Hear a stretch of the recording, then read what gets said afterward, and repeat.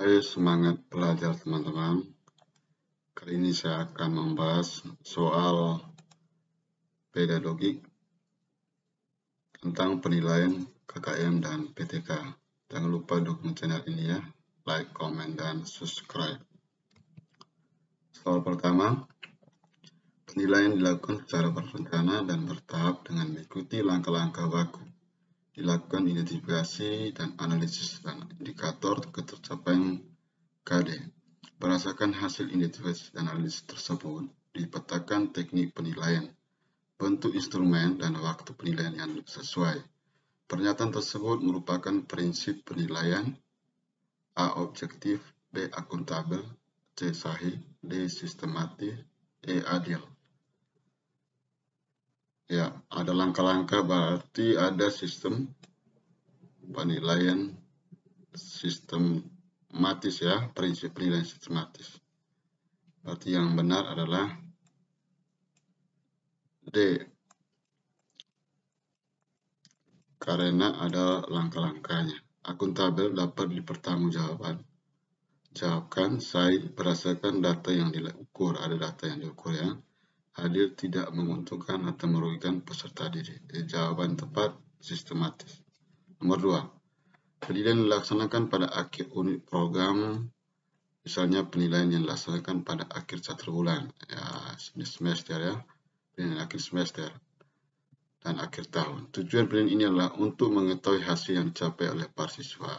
Ya, mengetahui hasil yang dicapai oleh para siswa, yakni seberapa jauh siswa telah mencapai kompetensi yang ditetapkan dalam kurikulum. Pernyataan tersebut merupakan jenis A. Penilaian diagnostik, B. Penilaian elektif, C. Penilaian penempatan, D. Penilaian sumatif, E. Penilaian formatif. Sini di unit semester ya. Jadi jawaban yang tepat adalah penilaian sumatif. Pembahasannya, penilaian sumatif berorientasi pada produk atau hasil. Diagnostik mengetahui kelemahan-kelemahan siswa serta faktor penyebabnya. Ini biasanya mid semester ya. Selektif dalam rangka menyeleksi atau menyaring. Ini di awal tahun pembelajaran. Bisa. Penempatan berorientasi pada kesiapan siswa untuk menghadapi program baru. Sedangkan formatif pada akhir program mengajar dan menilai tingkat keberhasilan proses belajar itu sendiri. Ya. Di sini unit ya, berarti komponen dalam 1 semester. Oke. Nomor 3.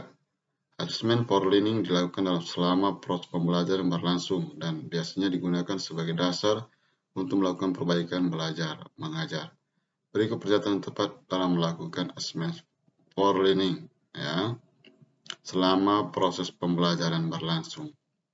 A. Peserta didik dilibatkan dalam merumuskan prosedur penilaian. B. Pendidik dapat memberikan umpan balik terhadap proses belajar. C. Pendidik memberikan penilaian hasil belajar melalui tes sumatif. D. Penilaian melibatkan peserta didik dalam proses penilaian. E. Proses peserta didik memiliki pengalaman belajar minimal menilai diri sendiri. Jadi pembahasannya awal penilaian akhir pembelajaran. AF penilaian untuk pembelajaran seperti tugas, kuis. AS penilaian sebagai pembelajaran untuk penilaian diri. Yang ditanya di sini adalah penilaian assessment for learning. Arti jawaban yang tepat adalah B, di mana guru mendapatkan atau memberikan umpan balik terhadap proses belajar. Jadi AO ini AF penilaian untuk pembelajaran tugas ya, selama proses pembelajaran. Nanti teman-teman baca sendiri. Nomor 4. Kriteria ketentuan minimal KKM dirumuskan dengan mempertimbangkan 3 hal. Di antaranya adalah keadaan siswa. Intake. Pernyataan yang tepat mengenai komponen intake dalam merumuskan KKM adalah, kita lihat pembahasannya. Intake merupakan kemampuan penerapan daya pikir peserta didik. KKM dirumuskan setidaknya dengan memperhatikan 3 aspek karakter peserta didik. Jadi jawaban yang tepat adalah A.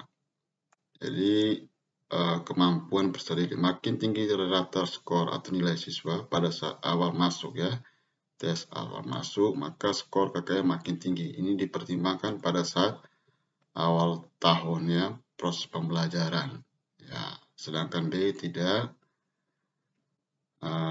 Jawaban yang tepat adalah A. Nomor 5, pemanfaatan penilaian bukan sekedar mengetahui pencapaian hasil belajar. Ya. Justru yang lebih penting adalah bagaimana penilaian tersebut mampu meningkatkan prestasi dalam proses pembelajaran. Asesmen as learning berfungsi sebagai formatif dan dilaksanakan selama proses pembelajaran berlangsung.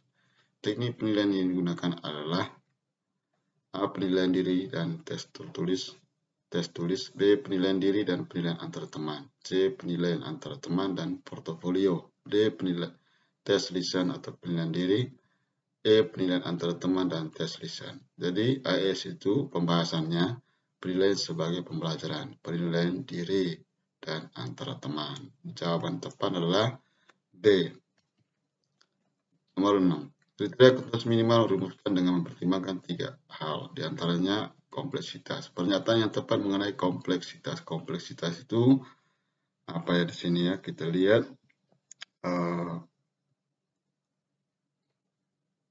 ini mata pelajaran ya, karakteristik mata pelajaran ya, kompetensi. Jadi kita lihat di option mana yang tepat. A. Mengidentifikasi kualitas akademik pendidik dan jumlah peserta didik. B. Memperhatikan analisis rata-rata skor. Ini intake ya, salah. C. Memperhatikan hasil jumlah, kedalaman, dan keluasan kompetensi dasar melalui forum KKI. Ini yang termasuk. Ya, ini termasuk. Salah. Ini menghitung jumlah peserta didik. Tidak. Lihat rata-rata rapor. Tidak termasuk. Oke, lanjut. Penentuan KKM salah satunya adalah didasarkan pada intake. Intake itu tadi kemampuan peserta didik ya.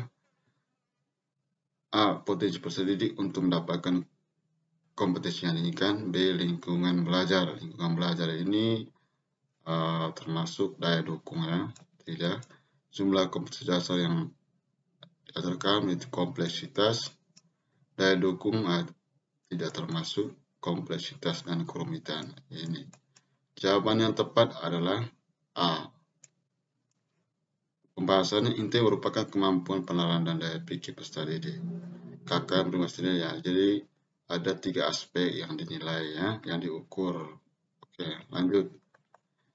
Untuk melihat keberhasilan proses belajar sebagai seorang guru, idealnya melakukan tindakan reflektif ya, reflektif apa yang sudah dilakukan. Salah satu tindakan refleksi dapat dilakukan oleh guru adalah melakukan penelitian tindakan kelas. Jadi tujuan penelitian tindakan kelas yaitu untuk memperbaiki hasil belajar peserta didik melalui metode dan model pembelajaran yang digunakan oleh pendidik tersebut.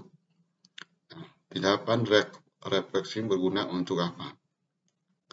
Jawaban yang tepat adalah B. Bahan masukan untuk merevisi terhadap rencana yang telah dilaksanakan. Yang ini salah. Ya. Next. Nomor 9. Penilaian tidak menguntungkan atau merugikan peserta didik. Nah, ini kata kuncinya di sini. Karena perbedaan latar belakang dan lain sebagainya. Perbedaan hasil penilaian semata-mata harus disebabkan oleh perbedaan capaian hasil belajar peserta didik pada kompetensi yang dinilai. Termasuk dalam prinsip penilaian apa? Jadi, objektif, akuntabel ya. Terus, sahih, tidak akuntabel itu bisa dipertanggungjawabkan, valid, tidak adil. Jawabannya tepat adil ya. Adil itu tidak menguntungkan, merugikan peserta didik.